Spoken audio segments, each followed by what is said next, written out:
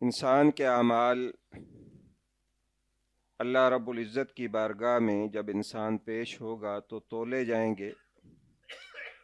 خود انسان کا بھی وزن ہوگا اور جن رجسٹروں میں اور کاپیوں میں انسان کے نامہ اعمال درج ہوں گے ان کا بھی اللہ رب العزت وزن کرے گا.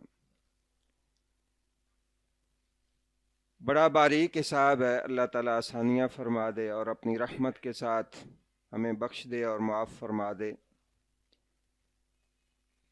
دنیا میں بہت ساری چیزیں ایسی ہوتی ہیں جنہیں ہم نظر انداز کر دیتے ہیں، لیکن اللہ کے ہاں کوئی چیز بھی نظر انداز کرنے والی نہیں ہے. اس کی وجہ یہ ہے کہ مجھے اور آپ کو اللہ رب العزت نے اس کائنات کے اندر سب سے معزز بنا کے بھیجا ہے. وَلَقَدْ كَرَّمْنَا بَنِي آدم. اللہ رب العزت نے فرمایا ہم نے آدم کے اولاد کو بڑی عزت دی ہے اس دنیا میں. سورج، چاند، ستارے، ہر چیز جو ہے وہ ہماری خدمت کے اندر لگی ہوئی ہے، اور اللہ نے یہ سارا نظام کسی کھیل تماشے کے لیے نہیں بنایا ہے بلکہ ایک مقصد کے تحت بنایا ہے. اور وہ مقصد یہ ہے کہ ہر وہ چیز جو انسان کے لیے مفید ہے اس دنیا میں اس کی بقا ہے. اس کائنات کے اندر اللہ نے اس کو قائم رکھا ہوا ہے، اور جس میں انسان کا بگاڑ ہے، جو انسان کے لیے نقصان دہ اور بے فائدہ ہے، اس کا وجود اس دنیا میں اللہ نے نہیں رکھا ہے. کئی چیزیں بظاہر ہمارے لیے نقصان دہ لگتی ہیں، لیکن ان میں بھی ہمارے لیے کوئی نہ کوئی جو ہے وہ حکمت اس کے اندر موجود ہوتی ہے. ایک دوست تھے، انہوں نے واقعہ سنایا یورپ کے کسی ملک کا کہ وہاں جلد کی بیماری، خارش کی بیماری جو ہے وہ پیدا ہو گئی. ڈاکٹروں نے بہت زیادہ تحقیق کی، حتیٰ کہ انہوں نے دیگر یونیورسٹیوں کے جو سائنٹسٹ تھے ان کو بلایا. بہت علاج کے باوجود بھی وہ بیماری ختم نہیں ہو رہی تھی.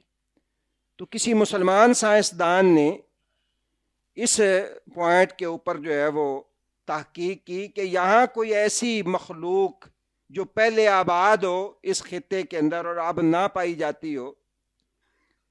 تو اس نے جب تحقیق کی تو پتہ چلا کہ ایک مکھی تھی، کسی زمانے میں وہ ہوتی تھی، سپرے کیا گیا تو وہ مکھی ختم ہو گئی. کہتے ہیں وہ مکھی کسی باہر کے ملک سے لا کے پھر انہوں نے اس کی پرورش کی، افزائش کی، اور پھر جا کے ان کی وہ بیماری ختم ہوئی. اس لیے میں اور آپ اپنی نظروں میں بے شک بے قیمت ہوں اور ہماری کوئی اہمیت نہ ہو، لیکن خالق اور مالک کی نگاہوں میں ہماری بہت اہمیت ہے. اس لیے ہمارا ایک ایک سانس بھی نوٹ ہو رہا ہے، اور ہماری زبان سے کوئی بھی بات نکلے وما یلفظ من قول الا لدیہ رقیب عتید.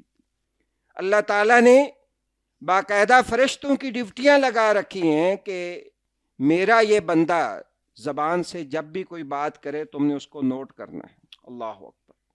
اتنا سخت پیرا جو ہے وہ اس لیے نہیں ہے کہ اللہ نے ہمیں سزا دینی ہے، بلکہ اتنا سخت پیرا اس لیے ہے کہ ہماری قدر اور منزلت اللہ کے ہاں بہت بڑی ہے. اس لیے کہ وما خلقت الجن والانس الا لیعبدون. ویسے تو کائنات کا ذرہ ذرہ اللہ کی بندگی کے اندر لگا ہوا ہے، لیکن جنوں اور انسانوں کو خاص اللہ نے اسی مقصد کے لیے پیدا کیا ہے کہ یہ میری بندگی کریں اور کائنات کی ہر چیز ان کی حفاظت کرے اور ان کی خدمت گزاری کرے.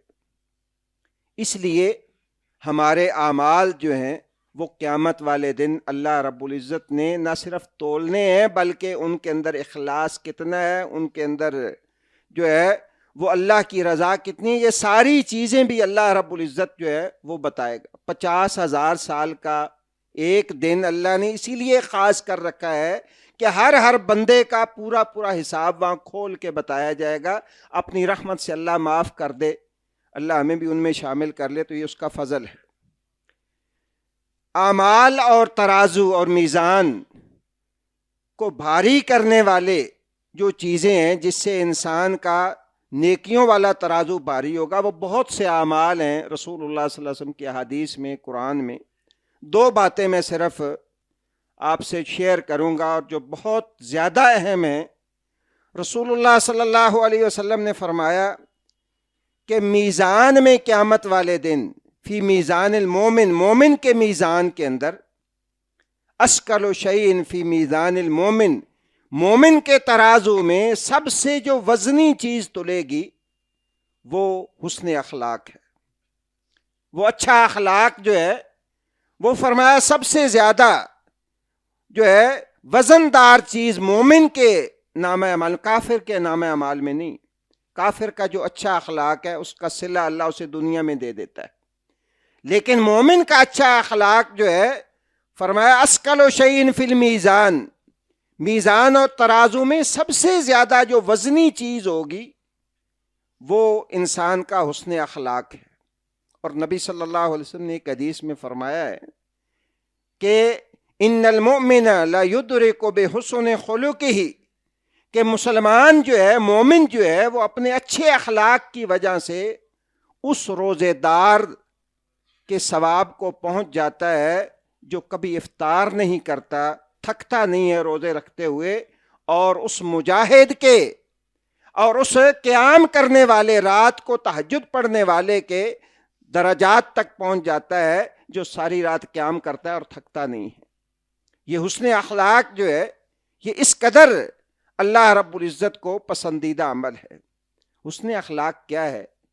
اللہ کے ساتھ حسن اخلاق یہ ہے کہ اللہ کے جو احکامات ہیں، بندہ عجز و انکساری کے ساتھ ان کو ماننے کی پوری کوشش کرے، جتنی اللہ نے اسے استطاعت دی ہے۔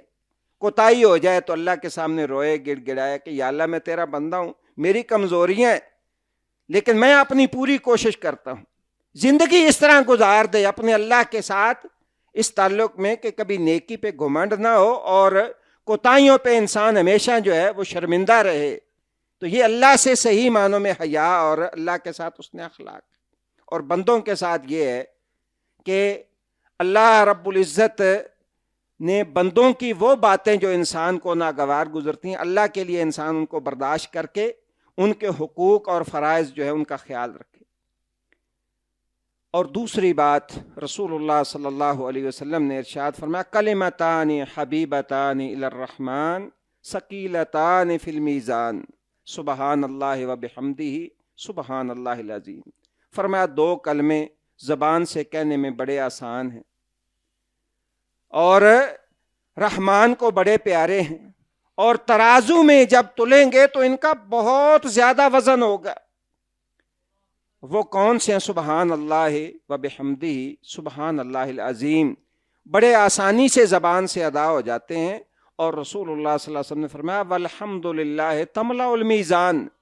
ایک حدیث میں آپ نے فرمایا کہ الحمدللہ کا جو کلمہ ہے نا، جسے کئی دفعہ ہم بڑا بوجھل سمجھتے ہیں اور کئی دفعہ اس کو ایسے ہی سمجھتے ہیں کہ یہ بھی بلا کوئی بات ہے، ہر بات پہ الحمدللہ۔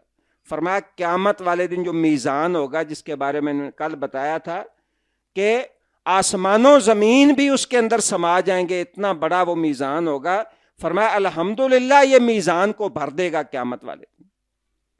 اور سبحان اللہ والحمدللہ کے جو کلمات ہیں، رسول اللہ صلی اللہ علیہ وسلم نے فرمایا یہ اللہ کو اتنے پیارے ہیں کہ انسان جب ان کلمات کا ورد کرتا ہے تو آسمان و زمین کا سارا خلا جو ہے یہ سارا کا سارا بھر جاتا ہے۔ تو یہ دو اعمال، حسن اخلاق اور اللہ کا ذکر، وَلَذِكْرُ اللَّهِ اکبر، کائنات میں اگر کوئی چیز بڑی ہے تو وہ اللہ کا ذکر ہے۔